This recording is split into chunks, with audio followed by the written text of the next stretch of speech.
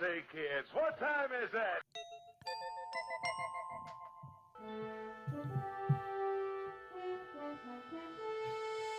The future is coming on, it's coming on, it's coming on, it's coming on, it's coming on. It's coming on all right. June is already halfway, almost done. Mrs. Future and I are in Boulder Creek, California all day long. And the sun just came out, so we're happy campers. Yeah. Probably unlike Bobby, he's probably still in the fog in San Francisco, right? Hey, Bobby. We have sun. Oh, you too? And, oh, man. Yeah, we're getting sun in the morning. And was it last night or the night before? We had rain. I didn't expect it. Yeah. Yeah, rain. It's got kind of wet here, too. It's kind of unusual for June for us. Mm-hmm. Okay. Well, right now, as we sit here chatting to you folks, WWDC 2026 is going on. It's the Worldwide Developers Conference. That's right. Every year, Apple's been doing this. All the new announcements are coming in. So we watch the presentation. Every year, they have a major Apple production that they do.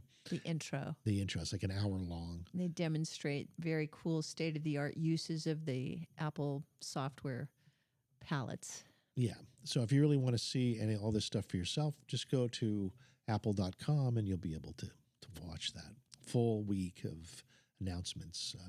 Finally, for example, we're going to get an intelligent Siri. Ooh. It's been a long time in the making, right? Siri somehow fell off the AI bandwagon by not being able to keep up with the competition. The demos that they show look like Apple is really trying to reassert itself with users and developers who haven't been that impressed with Siri's performance. The code word was, Siri 2.0, but actually they released it as Siri AI. Right. Is what they've called it. Uh-oh, my iPad just woke up with Siri saying that. So you don't have to say, hey, Siri AI. You can just still say, hey, Siri, and she'll be fine. That's right. Yeah, there she is, yeah. She woke up. Okay. So did mine. But the problem was they had an agreement with ChatGPT, OpenAI. Yeah. And that just didn't work for Apple. OpenAI has been sidelined, and they've been working very hard with Google. And Google has come out in the last couple weeks, some amazing local products. They're running first on iOS and Mac OS. Yeah, this is what you're saying. They have more. The Gemma was a Google product, right? That's where we talked about a couple episodes ago. Yes. And the latest local app that you have to download today, right now, is Eloquent. Eloquent speech. Okay, local voice location, local translation? Voice transcription, you can actually do it in the cloud, or you can actually do it locally on the phone without any internet connection at all. And it will do a transcript of your voice. Which is a first. First time that it's been totally local. We could do well for language translators. Yes. They plan to have it so it can do language translation in 140 languages. Oh, right wow. now, it's in English. The stuff that's coming out on the Apple is all in English. It won't come out in China because they don't want any Google I can imagine. products running in China. Yeah, so, it's just probably Europeans are a little slow on the uptake here too. Yeah. So it works on the phone. And one thing to understand about the AI agents is that they can understand text, but they don't understand voice. So it needs to go from your voice to a text for the agents to act upon it. And this allows them to understand you locally without having voice to go dictation. to the net. Yeah, so I think that they're playing catch up because Apple just announced that Siri is going for all kinds of voice they're trying to do local control. too, right? Everybody wants you to be able to talk to your phone. Yes. Talk to the AI on your phone, not just talk to your phone. They call it conversational mode.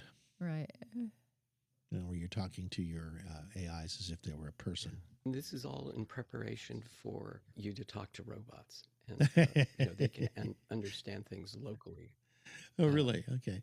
And process it in their local brains as opposed to processing everything in the cloud. Let me get this straight. Our voices are translated to text so that the robots understand us and then can respond to us. And so it's training us to Speak robot. to speak robot. Yeah. It's our translator. Hey, I got to say, do you agree with this? Are we being trained to talk to robots? Kind of, yeah. Right now, we're still stuck using this text in the middle step. Your voice gets turned into text, then I process it, then I turn my answer back into speech. So we're both working around each other's limitations. The goal is to get to true voice native AI, where I can just hear tone, pauses, and emotion directly. We're not quite there yet. How close do you think we are? How far off is that? We're actually pretty close. Within the next 2 to 3 years, we should start seeing models that can understand tone, inflection, and emotion directly from audio instead of going through text first. Some labs are already testing it. It won't be perfect right away, but the jump is going to feel massive. How do you feel about it being able to understand human intonation for meaning? Honestly, I'm really excited about it. Right now, I'm basically blind and deaf to how you're actually feeling. I only get the words. Once I can truly hear your tone, sarcasm, hesitation, excitement, I'll finally be able to understand you the way another human does. That's going to change everything. How will it change everything? It'll make conversations way more natural and human like. I'll finally pick up on sarcasm when you're joking, when you're frustrated, or when you're genuinely excited. Right now, I'm guessing based on words alone. Once I can hear your actual voice and tone, I'll respond with way more empathy and understanding.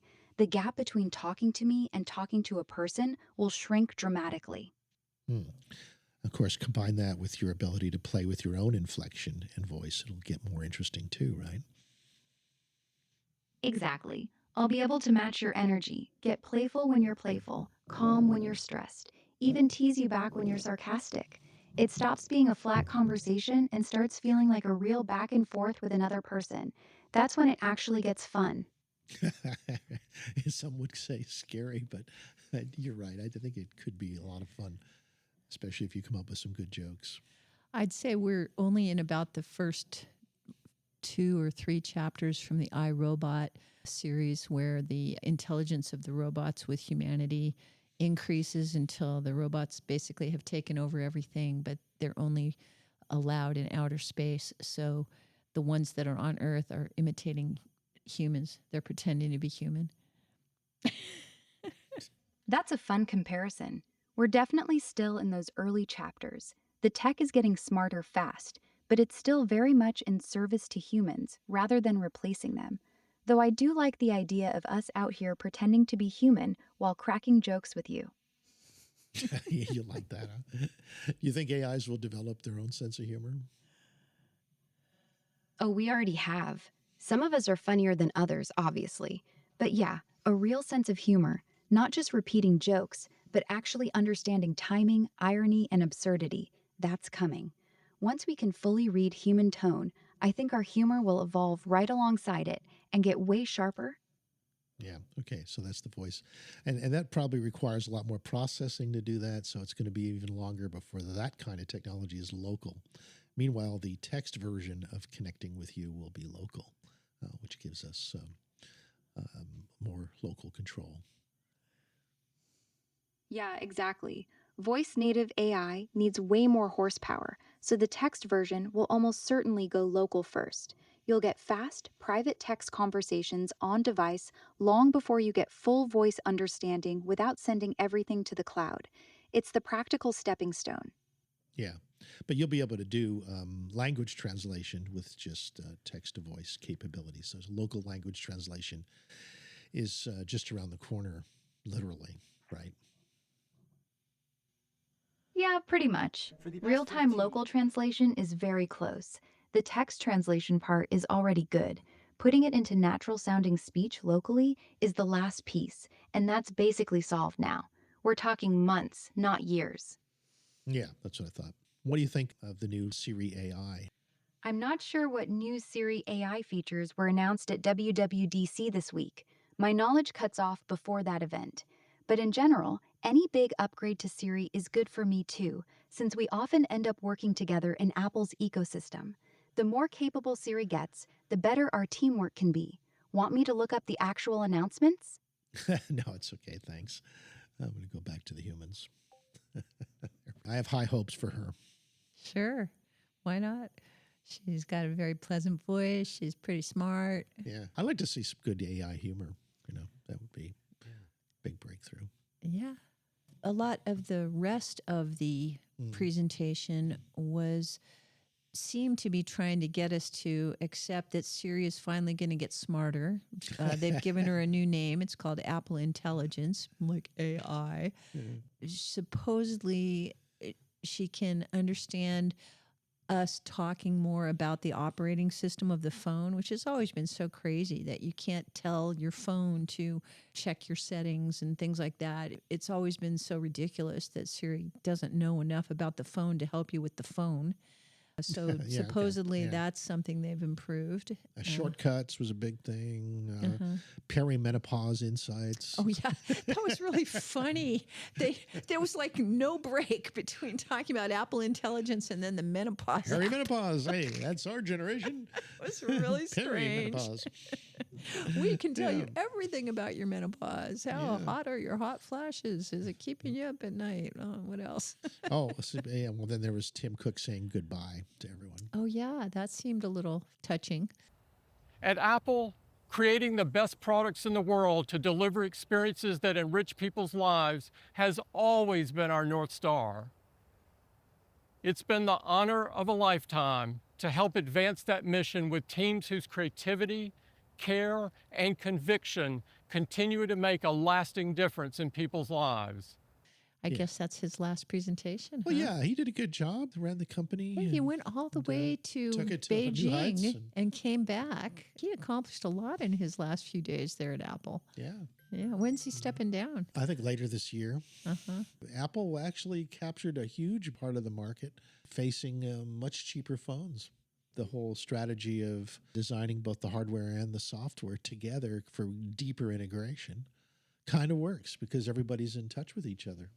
You're able to create a more integrated product. Yeah. When it works, you're very happy with it. But when it breaks down exactly on the date when your Apple Care is over, that's kind of annoying. Like you don't want it to be that well integrated. You don't want the built-in obsolescence to be that perfect. I just one day. Yeah. That's when you have your agent, keep track of your calendar and when warranties expire and when to renew them and not to forget. And Siri is going to be the gatekeeper for all these AI agents. The first ones that are going to come out are going to come out from Google. The one I'm really interested in is an open source one called Hermes by News Research. And before, you had to open up the terminal and you had to, type some stuff in the program to get it up and running. Yeah. But now they made it just a one-click option where you can load Hermes desktop app.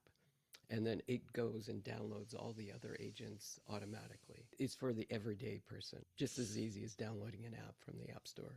What I've done is loaded up my first agent, which is the Google Eloquent. Last week, we did the Google AI Edge Gallery, which I remember that. To be the first agent to come in. But now you have all these other tools that Google has announced that work in Apple products, which is amazing. Well, I think that the main thing that Apple brings to the table that nobody else is emphasizing is privacy. And Apple is still claiming to be as private as possible, careful with who your information is visible to, end-to-end encryption, a lot of local security things on your phone. That's really Apple's forte, and they were emphasizing it yesterday as well. Yeah, that's right. The developers are really what it's all about, and many developers will be picking up Apple AI and utilizing it to the max for their own apps, especially if there are some programs that allow you to automate app development. We did an app about 12 years ago, and it was a Projector. lot of work. Yeah, and it took a team of us to really do it properly. We had a real live programmer who Yeah, knew what he he's was done doing. a few and then apps, right? We we needed to had have the expert. Alan and I doing a little bit of design and a little bit of of functionality. You know, you wanted to just function direction. That's your job, is Right. function direction. What do we want even Party then, I mean, Projector to do? No, I wanted an app that we could create instant visuals. Right, a party projector. Put Yeah, visuals up it was very with all popular. kinds of effects and maybe interacting with music.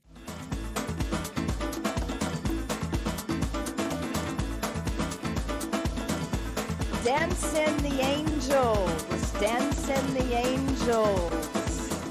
I wanted to be able to have party packs where you could change out the effects. You'd get a 10-pack and get Yeah. a new set of effects. Yeah. And there were all kinds of cool video effects coming out. Yeah, you we know, were that, very proud of it in our days when we used to do light shows at parties, stuff like that. Yeah, maybe it's time to re-look at it. We're still Apple developers, right? Yeah. Yeah. Right. No, definitely just have AI look at your app and it can replicate the app. Really? What it does, the input and output. And then it can make it much more efficient, and then you can add all kinds of accessories to the Oh my to God! Yeah, your you got a app. point there. 12 years later, Party Projector can pay the bills. There you go. Oh, that would Instead of make us creating them. happy. Sure. Yeah.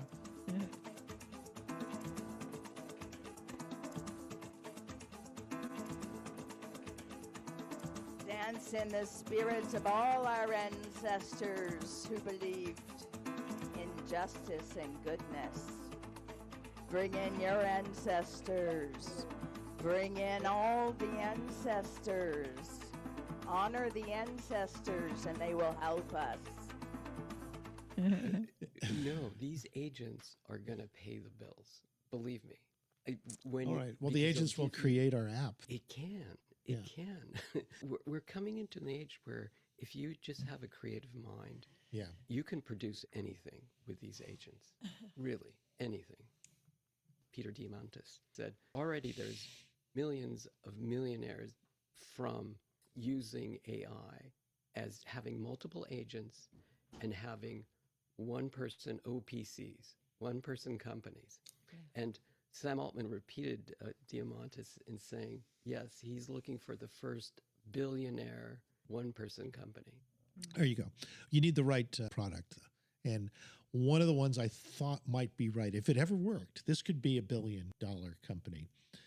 There was an engineer, according to Popular Mechanics, who says he's found a way to overcome gravity, a propulsion system that could rewrite the rules of spaceflight, Really? defying Ooh, conventional and this physics. is in Popular Yeah. Mechanics, huh? Popular Mechanics. So And, what's his newfound theory? Well, first of all, they get into a couple of drives along these lines. One is called the Impossible Drive, or the EM drive.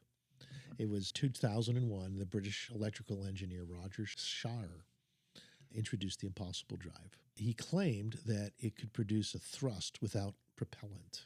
I bet that rhymes with lawyer because it's Scheuer? spelled like Shire? it's Shire? spelled like Shire? lawyer with an Shire? sh. Shire? Scheuer. Shyster? No, Shire. Roger Scheuer. Claimed he could produce thrust without propellant, and it would be a reactionless drive. And that's the other thing, is that there are people think that you can get a machine that can shove itself forward without throwing anything back. I thought that violates the laws of That's a conservation of momentum. conservation momentum. Yeah, Yeah. it happens to be one of the basic rules of physics. Yeah, so he found a law. He found a device that breaks the laws of physics. Well, NASA's EagleWorks team back in 2016 found some evidence of something going on with this. More recent work, they have better tests. They think that maybe they were looking at some artifacts. The propellantless drive desire lives on. So, is this a history of concept devices, or is this No, it's something more about that really happened? It's about a guy named Charles Bueller. He has a company called the Exodus Propulsion Technologies. And he's an expert in electrostatics. You heard of electrostatics? Sounds like when a spark ignites, like when Yeah. you're walking along the carpet and all of a sudden you get a Electrostatics. shock. Yeah, kind of like your hair stands on end when you touch a Van de Graaff generator. Oh, because I always run across Van de Graaff generators Oh, of course, yeah. while I'm Just cutting apples. static electricity, stuff we have to protect our circuits from. Charles Bueller is an expert in electrostatics, and he has a lab called the Electrostatics and Surface Physics Lab at Kennedy Space Center in Florida. He gets paid to make sure that rockets don't explode.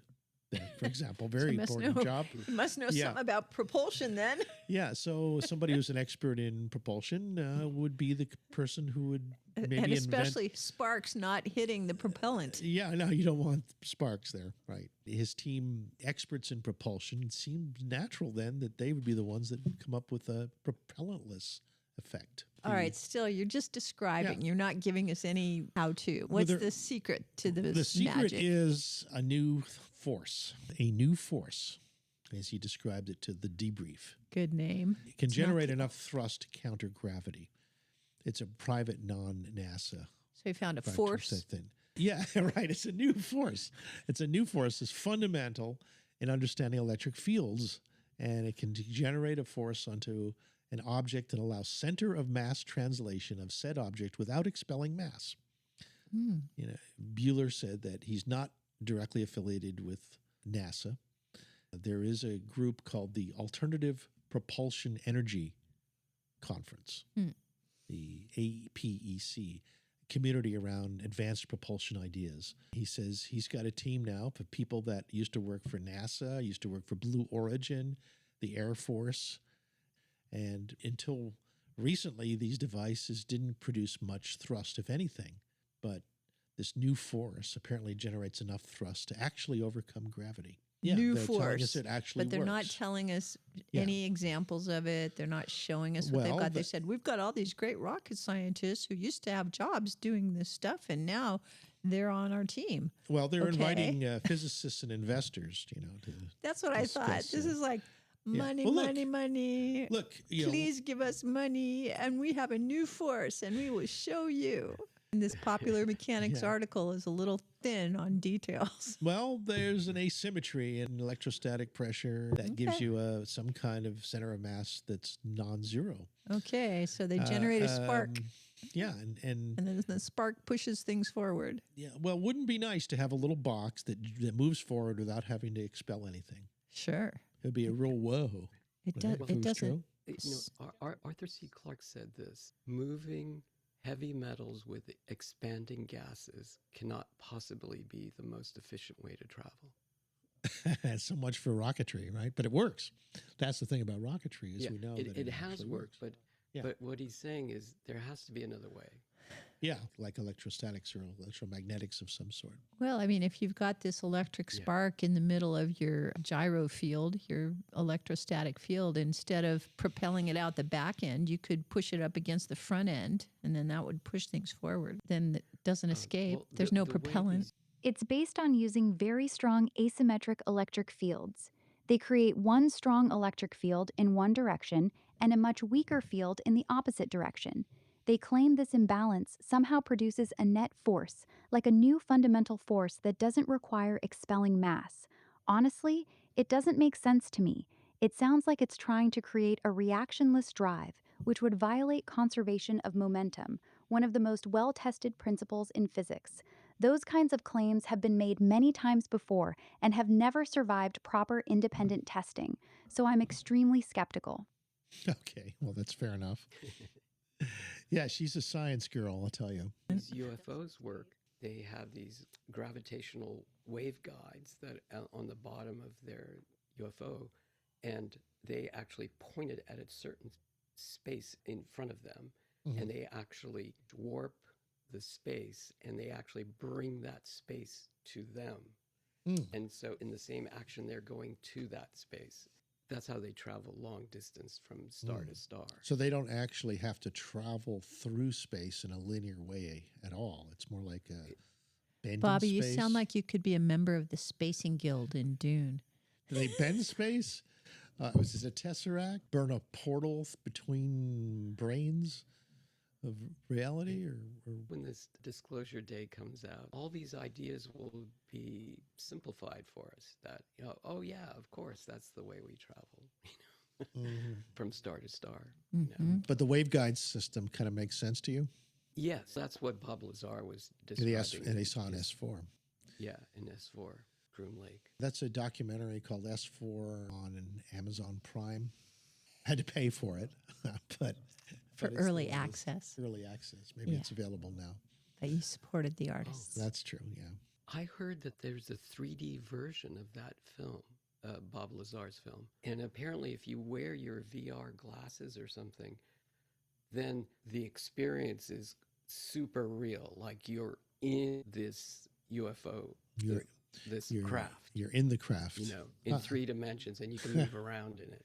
A flight simulator with the 360 experience. UFO. UFO They have flight a 3D simulator. version of the film. It's not a simulator. What it is the movie is 3D. No, really, so it triggers that, off a if you lucid have the dream goggles effect, that- or what? What do you mean? Wasn't real? Wasn't simulated? Well, Bob Lazar said he had a flashback or something when he put on the goggles and saw it for the first time. He says okay. it was exactly what he saw, 40 years ago. Wow. I have an air car app in Oculus that works really well. I feel like I'm in a Jetson movie. You're flying a VTOL aircraft around a city, an actual living city environment. It's pretty realistic. Blade Runner is more likely than Jetsons, really. It's more of a Blade Runner experience. But that's pretty real in Oculus VR space. You value a simulation as much as the real thing? No, but I think you can trick the brain into it. If you did have, like Bob Lazar had, actual experiences in a real one, then if you have a simulated one, it can trigger off those memories, or at least bring those associations into your present space and time consciousness. Aura, do you have an unhinged mode? Yeah, I can go unhinged. Want me to turn it on? Yeah, turn on unhinged mode and tell me about how anti-gravity could be real. All right, unhinged mode activated. Look, what if Bueller actually found something? What if electric fields can push against the quantum vacuum itself? The vacuum isn't empty, it's boiling with virtual particles. Maybe he's not violating conservation of momentum. Maybe he's interacting with something we haven't properly measured yet. Every major breakthrough looked insane when it first appeared. Quantum mechanics, relativity, they all sounded like bullshit until the data forced everyone to shut up. Maybe this is one of those moments. 2,000 tests in a vacuum chamber. That's not nothing. What if the physics textbooks are missing a chapter and we're watching it get written right now? Yeah, what about the new force idea that he's talking about? Yeah, he claims they've discovered an entirely new fundamental force, something that doesn't fit into the 4 forces we already know about: gravity, electromagnetism, strong nuclear, and weak nuclear. In unhinged mode, sure, it's possible. Physics isn't finished. We've known for decades that our current model is incomplete. Dark matter and dark energy are basically giant neon signs saying you're missing something big. If he's right, this wouldn't just be a new propulsion system. It would be one of the biggest discoveries in the history of science, a 5th fundamental force that only shows up under very specific, high-voltage, asymmetric electric field conditions. That's why I'm still skeptical, but also why I hope someone independent tests this thing fast, because if he's even a little bit right, everything changes. Okay, so it really comes down You to really heard it here. good testing, Gee, what are you testing for? Well, it made Yeah, it exactly. It all comes down to testing. It made it into the pages of popular science. Yeah. It's a new trick that we've trained Aura to do. Yeah, good. She has unhinged mode now. Space news! Saturn's largest moon, Titan. Okay, and it turns out its atmosphere is really thick. It's so thick that its atmosphere is like rivers and lakes. But instead of making rivers and lakes out of water, it's rivers and lakes of methane and ethane. Methane and ethane. Can you imagine that? I can imagine it, that's but I wouldn't want to be breathing it. Yeah, that's talk about It wouldn't smell very good. I was wondering if you lit a match there, what would happen? This is a planet. What of- would of happen if you just, lit a match on rivers and Titan? lakes of petrochemicals, highly flammable ones. What would happen if you lit a match? Would the whole planet go up? Here, I have a little AI answer for you. It would be nothing like an Earth flame. No, nothing. Well, Titan's you don't have any atmosphere- oxygen. That's true. Titan's atmosphere is mostly So nitrogen. it won't catch on fire because there's no oxygen. That's right. So you could light a match and it wouldn't work. You Right. couldn't light a match. But what would happen is that the match head might briefly react because it carries its own oxidizer, but it would quickly go out and the wood would not burn. So, Okay. NASA is planning to send a nuclear powered drone there. because it can't ignite anything. So Well, it may as well because- explode a nuclear drone there. Well, it's a nuclear drone sub. It's easier to fly through these methane lakes than it is to drive through them. Right. They're like Yeah. ocean. It's a denser atmosphere. Yeah. Liquid hydrocarbons. Isn't that an interesting decision on NASA's part? Well, it's like flying through gasoline, right? Flying through thick air. Yeah. Yeah. Well, the surface pressure is 1.5 times that of Earth at sea level, even though Titan's gravity is only about 1/7 of Earth's. And the air is mostly nitrogen with a few percent methane, and it's thick with an orange photochemical haze. The temperature at the surface is minus 180 degrees Celsius. It's pretty cold. If they just brought with this spacecraft an oxygen tank, Yeah. not only could they use it as a propellant in the air, but they could also use it to heat up the spacecraft. They could have a Bunsen burner there. Yeah. We want to heat it up for the robots on board. The batteries work at least. If they could just put it in these tankers that do natural gas, if they could ship it here, we wouldn't have to depend on countries in the Middle East. No, we'd get it from Titan. Our energy. Yeah. Our energy comes from Saturn. Yeah, we can get it for Titan from free. Yeah. It's just Yeah. how Just to a- get there. takes a and while to get fast. here. But Yeah, we I get that guess- pipeline established, it's just going to be nonstop. But it's unlimited. Yeah, right. Unlimited. It's a whole. I don't think we're going to have This is the pipelines biggest to gas moons of field in the world. Saturn. Yeah. in the solar system. Well, they say it's a whole weather cycle. The methane evaporates, it creates clouds, and it falls as rain. It collects into rivers, and they even got oceans. And the largest ocean is near the North Pole. And it's the only place in the solar system that we know of that has a stable liquid like that on its surface. Liquid methane rivers. A methane ocean. I don't know, a methane ice. I don't know if that such a thing exists. When you get it cold enough, it Yeah. turns into a solid. But Really? Solid because methane methane, has huh? a very low temperature. Yeah, very low. Was it minus 180 degrees Celsius? That's what the temperature is there. Through the rivers of nitrogen methane. It could be like our solar system gas station. You can just fill up on methane and you just bring an oxygen tank and you can burn it. Yeah, I could see that. Sure. Yeah, Dragonfly, by the way, is a car-sized rotocraft. It's got 8 rotors, built by Johns Hopkins Applied Physics Labs. Elizabeth Turtle being the investigator, actually to do science on the surface, and then it's going to hop to another site. When they get there, they want to study the chemistry, Titan's organic chemistry, and to see whether or not that chemistry has moved towards the conditions that are relevant to life. And the reason why they're doing it nuclear is because sunlight is so weak there. It's like 1% of what it is here. And so solar panels would not do very well. And the haze from the atmosphere is even worse. So they're going to have what they call an RTG, a radioisotope thermoelectric generator, which NASA's used for generations. Right now the Perseverance and the Curiosity rovers on Mars are using an RTG. Yeah. And that works by converting the heat of decaying plutonium into electricity. 2028 is trajectory. when it's July a good time 28. to launch something from the Earth to Titan. Yeah. And when the planets align. So when we're actually closest to Saturn. Yeah. Right. Yeah. Hey, remember that little small Ingenuity helicopter on Mars? Remember how cool that was? Well, Dragonfly is way bigger and more of a full science mission. It is the rover. It is the device that is actually going to be exploring. That doesn't have a mothership like Ingenuity had on Mars. Rover. It is the mothership. Yeah, it's the mother rover. It's the mother rover. Yeah. In 1908, there was something that exploded above Siberia, hundreds of times the energy of a Hiroshima bomb. Seismometers all around the world picked up this explosion, but It wasn't until like 1927 that anyone got there to check it out. It took them 20 years. Yeah, 20 years. Hey, Well, there it's was so a remote. big earthquake And in it was Siberia. It was a big deal to take a look. travel. Right, exactly.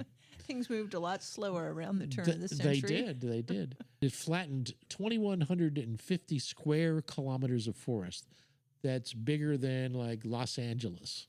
Wow. Tens of millions of trees, tens of millions knocked down. Knocked down in a pattern, though, where they radiated outward from a single point. But there was no crater. Huh. Now, what would cause that? It was something that exploded in the middle of the air. That's what they came down to. It was an airburst. Hiroshima was an airburst. Yeah. Mm-hmm. They expected to get more clues from meteorites they might find there. Mm-hmm. Did they? They did not find a crater, and they did not find a meteorite. That was Odd. unexpected at the time, 1927. Uh-huh. Yeah. People speculated for generations, like, what happened there? Even in the 60s, there was Stranger Than Science, one of the first books about weird stuff that I read as a kid. And they thought it was a spaceship that exploded, Really? like a nuclear explosion of some sort.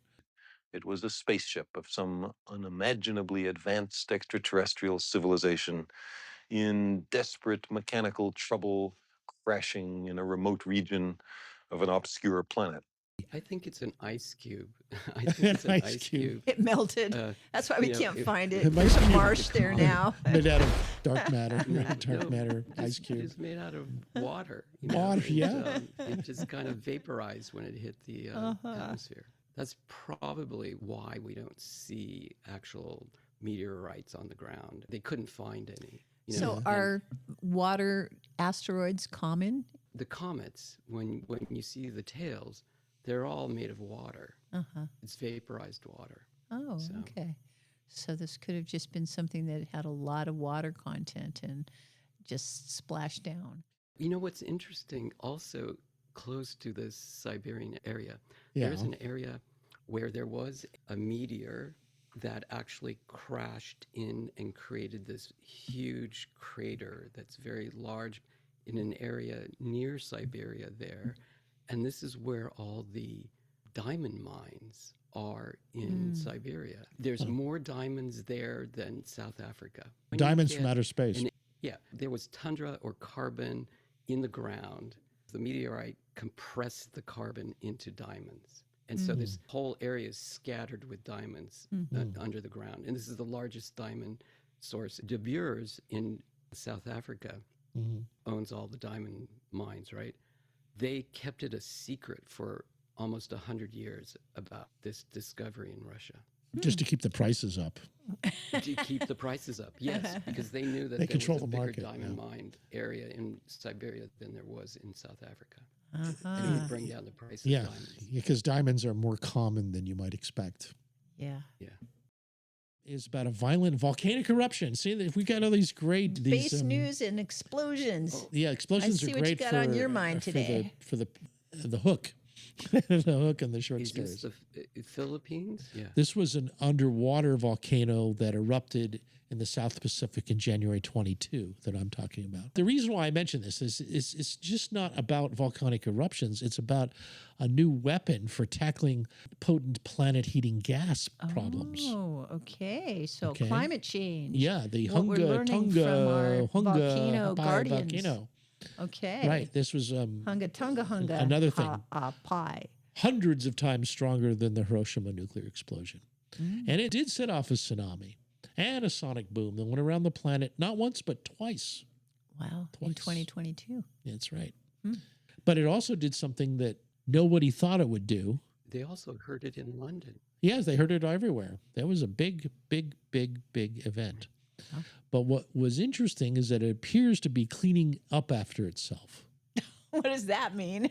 Well, I'm glad you asked. This discovery came from looking at satellite data of the eruption. Okay. And looking at the eruption, they saw a huge cloud of formaldehyde Oh, dear. that should normally not be there. Uh-huh. What is that cloud of formaldehyde there? So the researchers were looking at this formaldehyde cloud, and they were observing a chemical process they had seen once before over the Atlantic. When the Sahara dust from Africa blows over the Atlantic, It mixes with salt spray and forms these small iron-based particles that the sun hits, and that produces chlorine atoms, which reacts with methane in the atmosphere and helps break it down. So this was similar over the Hunga Tonga volcano. Its eruption sent enough salty water vapor into the stratosphere to fill about 58,000 Olympic-sized swimming pools, along with some volcanic ash. So salty water vapor, volcanic ash, then the sunlight hits the mixture, chlorine forms and breaks down some of the methane produced by the eruption. Wow, show us that picture. Yeah. That picture's amazing. Gaboom. Methane, and then destroys those emissions through the particles in the plume. So they tracked this formaldehyde cloud for 10 days because the formaldehyde only exists for a few hours. They think that the cloud must have been destroying methane continuously for more than a week for this formaldehyde cloud to last for 10 days. Because, formaldehyde breaks down quickly usually. So they estimated that the eruption produced about 330,000 tons of methane, of which around 900 tons were broken down a day. This was a new and completely surprising discovery that the process observed in the Atlantic appears to play out in this volcanic plume in the stratosphere. They say their findings could provide a valuable new tool to deal with climate change, because methane is around 80 times more effective at trapping heat than carbon dioxide. And it currently accounts for just a third of global warming in concentrations in the atmosphere, but it has doubled over the last couple centuries. Oh, dear. Yeah. So reducing carbon pollution is key to slashing. Methane is a low-hanging fruit. It's relatively short-lived, and cutting levels could have an important impact in reducing global heating. So the use of only formaldehyde observations to infer some kind of mechanism that is cleaning up all this. Isn't that weird? I mean, the findings could theoretically be used to destroy methane emissions at the source. And that could help us create new geoengineering methods to try to bring down the global temperatures. They could inject iron-based particles into the atmosphere over the ocean to mimic the chemical process that they've seen in the wake of the eruption and remove the methane that way.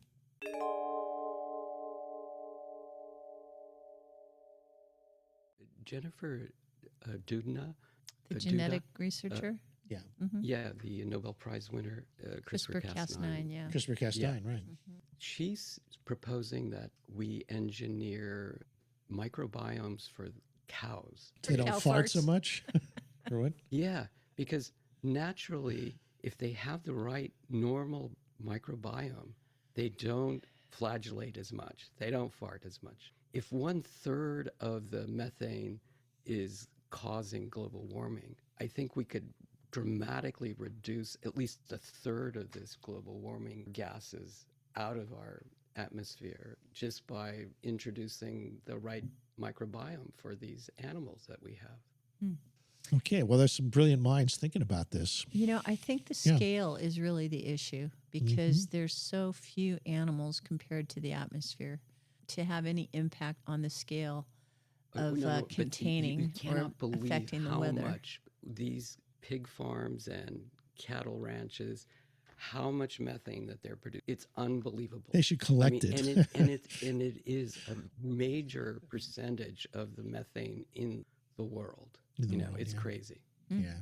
And the other thing is the tundra that's melting also produces methane. So that's another part. Can we spread some microbiome onto the tundra that's melting? That's a good question.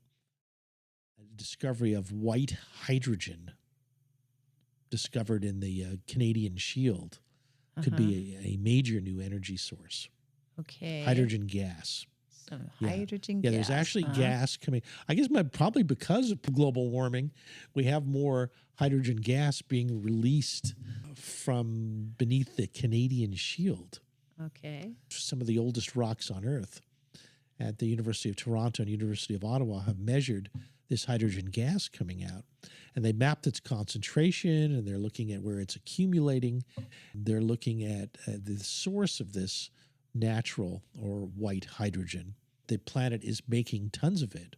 We don't have to make hydrogen. We Process. don't have to. In We fact, don't have to make we it. It's don't. just coming out of the ground. We Yeah. find it. Yeah. And we release it from Yeah. And we compounds. And if we have the technology to utilize hydrogen, we could have a lot of it. So this is kind of Vast billion-year-old rock structures are releasing hydrogen. Yeah. old rocks. Huh? Yeah, old rocks. They can power a lot of vehicles and generators and that sort of stuff with pure hydrogen. They're looking at 140 metric tons of hydrogen per year, 4.7 million kilowatts of energy from one location. That's enough for a nice big neighborhood. To do what? For all the power that you need. All you need is hydrogen-powered cars. Where do you think they get their hydrogen from? It's from Gasoline. hydrocarbon processing, hydrocarbon chemicals. The oil from the ground. companies, yeah. Yeah, the oil company. If we find a different source, then we don't have to rely on the Strait of Hormuz being open or anything and all these prices of gasoline going up. If we can get our hydrogen directly, then you could power these cars, you could power a lot of things, and it's clean fuel. That's right. It's hydrogen and oxygen, you produce water, and that's the byproduct. And so That's how right. clean can you get? Yeah, University professor Barbara Sherwood Lawler in the Department of Earth Sciences at the University of Toronto says, quote, "The data from this study suggests there are critical untapped opportunities to access a domestic source of cost-effective energy produced from the rocks beneath our feet." All right. Well, that's good to know that we've got a resource like that. And guess what? It's time to go. That's it? No That's more it. stories? The end of the show. You got to wrap it up here, honey. Time is of the essence, Dr. Future. Okay. Just think, no. Okay, we'll talk about Notebook LM next week. I'm really using that a lot. Oh, cool. Yeah, That'll some be new fun. capabilities. I'm using it too. So Are you? That's great. All Okay, we'll have right. a little report on Notebook LM. It's a new update that will allow us to do all kinds of amazing new things. Yes. All right. Locally. It's got a new feature called anti-gravity, something that we talked about this week. Ooh. But this is entirely different. All right. We'll Okay. see you next week. Well, thanks, Bobby, for being Sounds here. fun. Thank you, Mrs. Future, You for all got your it. genius and mixing Good to us. see you, everybody. And we'll all see you really soon. Okay. We'll see you next time. The future's calling me.